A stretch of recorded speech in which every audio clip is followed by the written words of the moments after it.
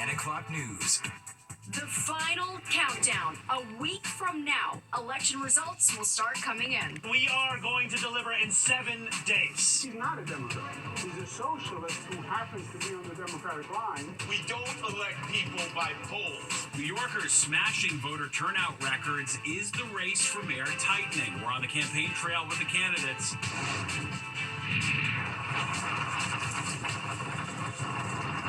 A direct hit on Jamaica. Hurricane Melissa leaving the island nation underwater. It's for Jamaica. It will be the storm of the century so far. Flooding, landslides, and no power.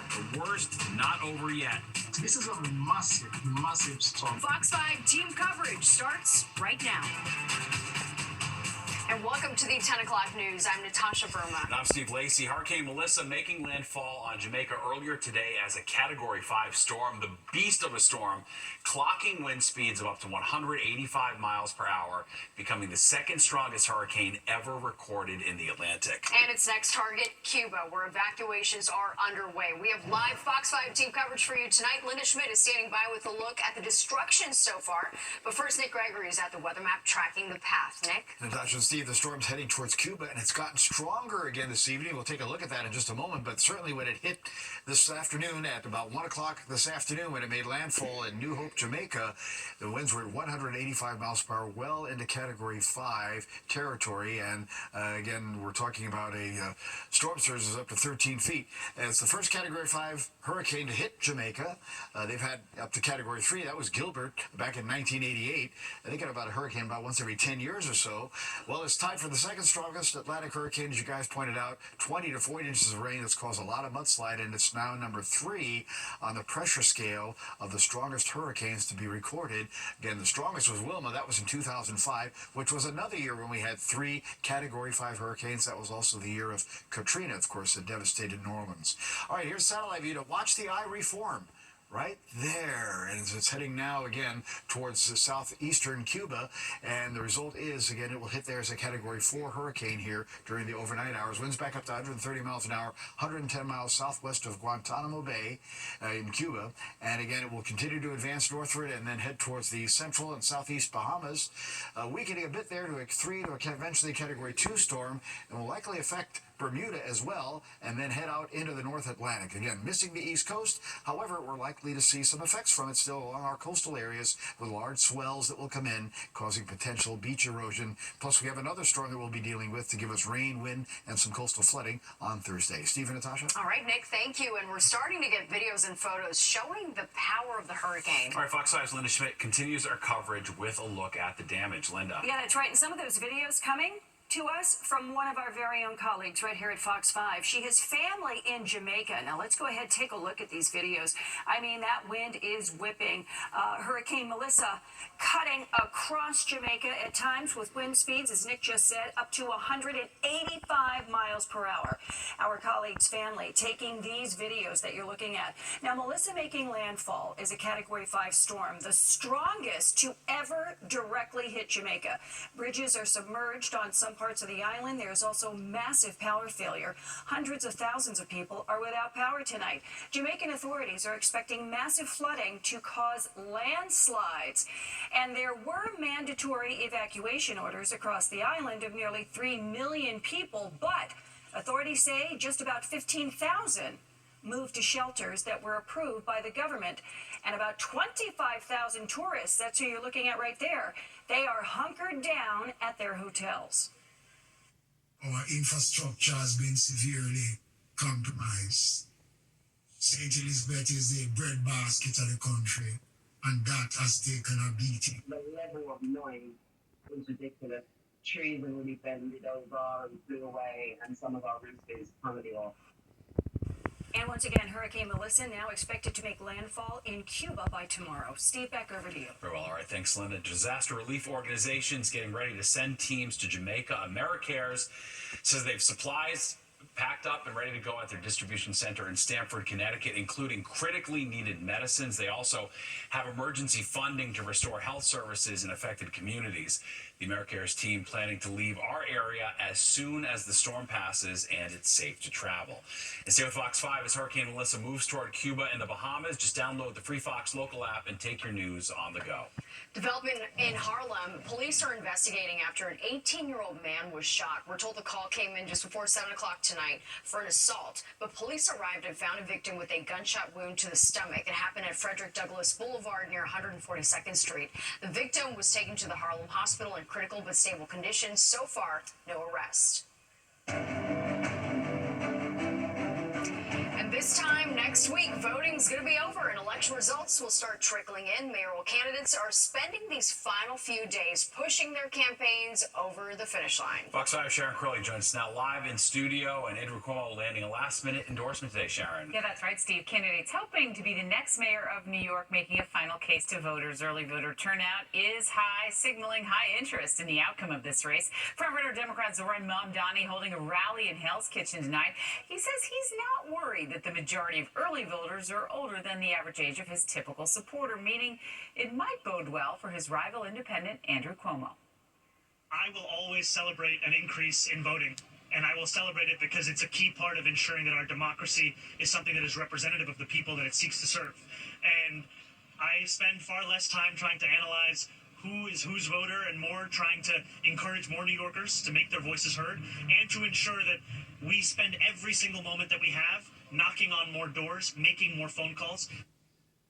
Well, Cuomo was campaigning at a senior center in the Bronx. He was joined by former rival Mayor Adams and former Governor David Paterson. Paterson had endorsed Cuomo in the primary, but then threw his support behind Adams in the general election. Cuomo warning seniors tonight about Mamdani. He's not a Democrat. He's a socialist who happens to be on the Democratic line. I'm a Democrat who happens to be on the independent line. But they make a mistake if they believe he is a Democrat. Well, Republican Curtis Sliwa, a frequent subway rider, campaigning at the Times Square subway station. He promises to add more police officers to patrol the rails if he wins. Sliwa also brushed off a new poll that has him a distant third. We don't elect people by polls. When I was in 5th grade, my history teacher, Alan Topol, said, one person, one vote.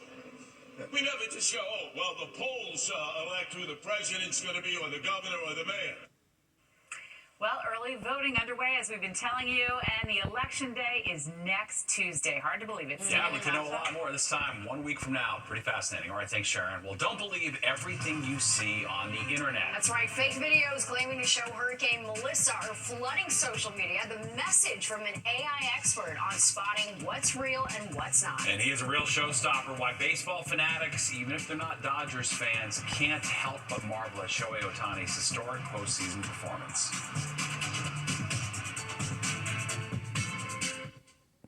Fox 5, brought to you by Morgan & Morgan. All law firms are not the same. There's only one Morgan & Morgan. Zohran Mamdani, he trashed Barack Obama as pretty damn people and accused him of continued lying. Also, Mamdani did not endorse Kamala Harris when she was running for president last year. Mamdani helped re-elect the person responsible for the most devastating setbacks for civil rights, civil liberties, social justice, and democracy in American history. Turns out, Zohran Mamdani is not who you think he is. Paid for by Morrissey.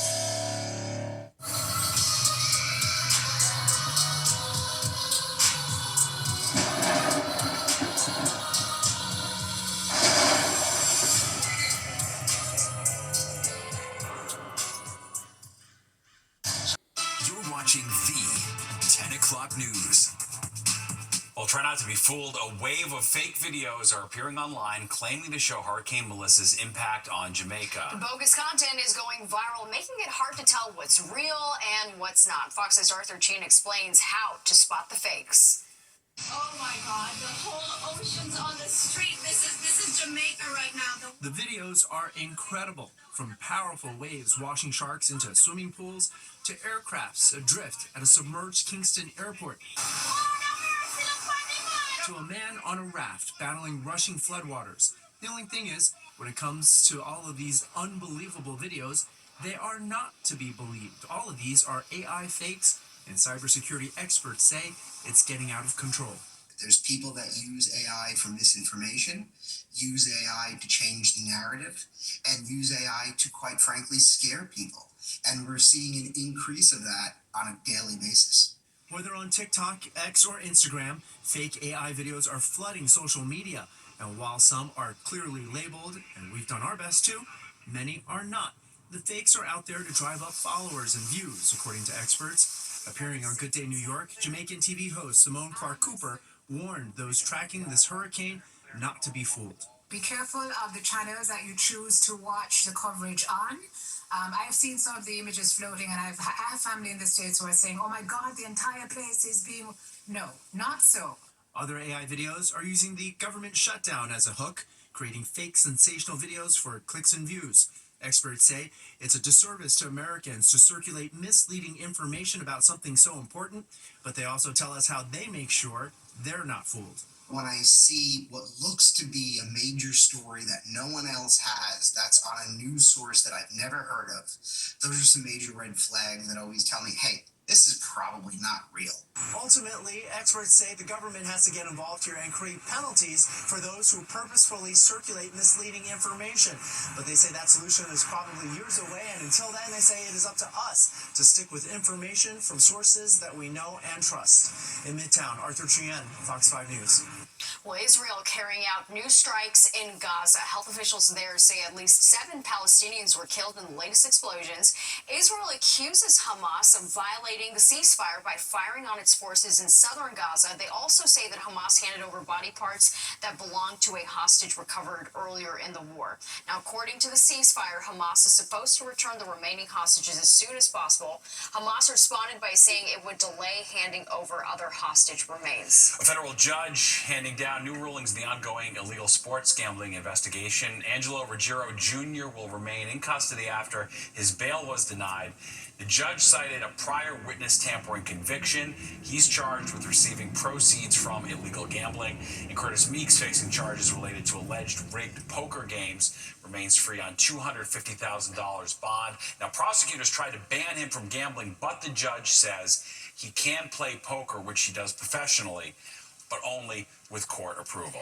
Well, the NFL announcing scholarships for the children of slain NYPD detective Dinarul Islam. He was one of 4 people killed when a gunman opened fire inside the Midtown office building where NFL headquarters are located. It happened back in July. The 36-year-old officer, who was posthumously promoted to detective, was working a private security detail at the time. He left behind a wife, 2 young sons, and a 3rd baby boy there just born in August. Earlier today, NFL Commissioner Roger Goodell said that the league will provide college scholarships for all 3 of Islam's kids. Provide funds and support and to make sure that their children are taken care of and that they get to realize their dreams and their educational pursuits. We're proud to be there. The NFL is working with the organization Folds of Honor to help provide the educational support. Air traffic controllers missing their first full paycheck today as the government shutdown drags on. Air traffic control workers are essential workers, meaning they must show up to work regardless. Transportation Secretary Sean Duffy holding a news conference at LaGuardia Airport today, urging Congress to act. I get there's differences in priorities and policies, but negotiate that when the government is open. Don't hold America hostage. We had a partial paycheck already. We missed a full paycheck today. America's air traffic controllers are now having to focus on how do they put gas in the car? How do they take care of their children? It's illegal for air traffic controllers to strike, but they can call out sick, and Duffy says more ATC employees are doing just that, making the situation dire, especially with the busy holiday travel season fast approaching. A lab monkey on the loose in Mississippi. The primate reportedly escaped after a truck carrying multiple research monkeys from Tulane University was involved in a car crash. 5 other monkeys were recovered, but one got away. Officials say that the animal weighs about 40 pounds and it's aggressive towards humans. All right, well, it's getting hard to keep track of just how many records Shohei Ohtani has broken, and the Dodgers superstar is just getting started. Fox 8's Kendall Green shows us how fans in New York are celebrating his remarkable World Series moments. Just beyond the doors at Taqueria on St. Mark's Place in the East Village, at first glance, you think you're on the West Coast, where just about every baseball fan can be found huddled over the TV screen, leaning into every pitch, dressed in Dodger blue. All supporting one of the biggest names in baseball, Shohei Ohtani. He's been the man for years. It was only like baseball fans that knew about it, but he's just doing what he's been doing his whole career. Employees at the bar say Dodgers fans, since they began their quest for their second straight world title, have given the business a buzz. Pretty much imagine every single person that's ever moved from LA to New York, they are all going to be in this restaurant tonight. It is absolutely unreal. All eyes were fixed on Tuesday's starting pitcher, who in Game 3 got on base a World Series record 9 times out of 9 at-bats, while tacking on 2 homers, clearing new milestones on the diamond. A draw for fans and sports writers alike. This is what baseball wants and needs, is to get its big stars on the big stage for everybody to see. He does it like nobody else, and all of his teammates say the same thing. You know, he's incredibly disciplined. We're really seeing him reach another level, where it's gone to the point where you didn't think another level was there. But you've got people saying, well, like, hey, maybe $700 million was actually a bargain for a player. While those, even in New York, are captivated by the hype surrounding the Japanese superstars' chase for another trophy, though they're far from the West Coast. I'm not even a baseball fan, but he was like, you have to feel the energy at this place. It's unreal. Kendall Green, Fox 5 News. Well, tonight was not the Dodgers or Ohtani's night. LA dropped Game 4 against the Blue Jays 6-2. The series is now tied at 2 games. But it was 9 innings. It was 9 innings. We like that. That's all that yes. Nice and quick game. All right, the 10 o'clock news continues. Nick has a check on our forecast next. Without the work of Every neighborhood And every block. the rent, Or the mortgage. is too damn high. our housing crisis is driving too many New Yorkers out. Let's stop that. With proposals 2 through 5. To help working families. Keep seniors and future generations here. And build tens of thousands of new affordable housing units across every block. We can't afford to wait. Flip your ballot and vote yes. Yes. Yes. Yes. Yes. Paid for by Yes on affordable housing. People feel safe. It's tough being in New York. You feel it every time you pay the rent, buy groceries, or step onto the subway. I'm Curtis Lehman. I feel it too. I'm running for mayor with real solutions to make our city safer and more affordable. Had a rather cool day and a rather cloudy day, right? I was hoping to get a little more sun in here, but that kind of went away about midday. Tried to come back later on, but that kept the temperature cool with a northeast wind, 53 and 43. That's the best we could manage, and you see that's definitely below average. And we'll get to 60, not tomorrow. We'll get to Thursday, and then it will drop back into the 50s into the weekend. 83.29 in the record sunrise, 722 down 557. And right now at 53, clouds overhead, winds east, northeast, little gusty, humidity at 50%. Pressure has steadied and leveled off now at 30.23 after falling the last couple of hours. All right, got 40s north and west. Even right at 40 there, Sullivan County, White Plains 49, 50 on the Hamptons, and then we find low 50s from the city down to the shore.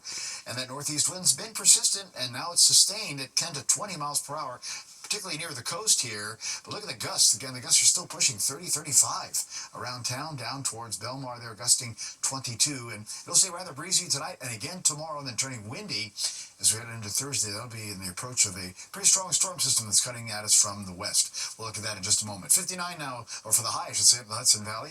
Upper 50s across Connecticut, mid 50s in town, down to Belmar, upper 50s back to Allentown. But 50s pretty much the story all through the northeast. A little cooler at Boston, 57 Philadelphia, 54 to Buffalo to Pittsburgh, and 57 actually for them. 57 also down in Washington, D.C. So a very popular number here, mostly upper 50s heading into the Ohio Valley as well.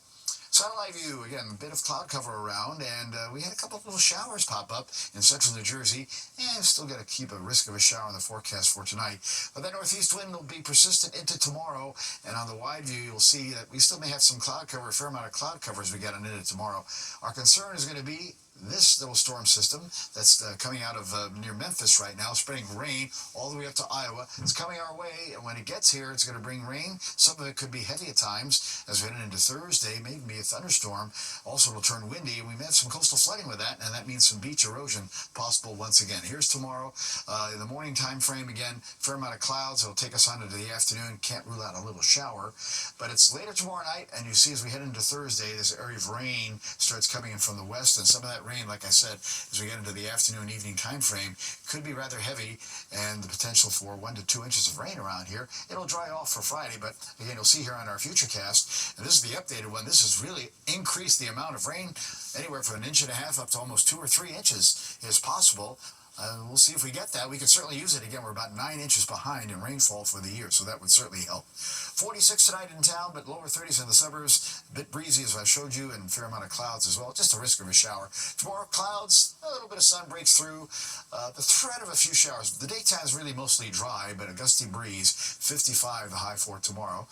And then as we head on in towards our forecast for the 7-day, which should pop up here momentarily, we'll see temperatures kind of holding around 60 on Thursday, but a windy day with rain, and that will end early on Friday. We'll end up with some sunshine, so a nice dry Halloween, just a bit windy. We'll be up in the high 50s, windy and cool on Saturday, and then early Sunday morning we change our clock back 1 hour.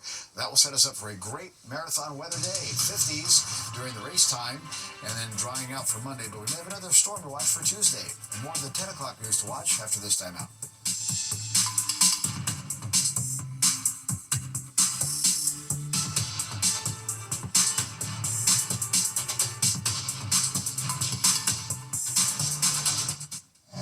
City Marathon and the final preparations well underway, including the painting of the traditional blue line that marks the official 26.2-mile end of the route, guiding runners through 300 intersections and over 5 bridges. More than 55,000 runners expected to take part in the race on Sunday. And a buck has been spotted roaming around Montclair, New Jersey with a soccer net tangled in its antlers. The Montclair Township Animal Shelter says it has received nearly 24 calls from concerned residents about the buck, but they're telling people not to worry. It appears to be moving around well without obvious distress, and that it will likely shed its antlers soon. So that is some good news. Hopefully they didn't take it from the school district. We've got enough issues right now, right? All right, well, that does it for us tonight. If you missed any part of the 10 o'clock news, you can always catch an encore on our free streaming app, Fox Local. Or you can stream our newscast anytime. Have a great night. We'll see you tomorrow.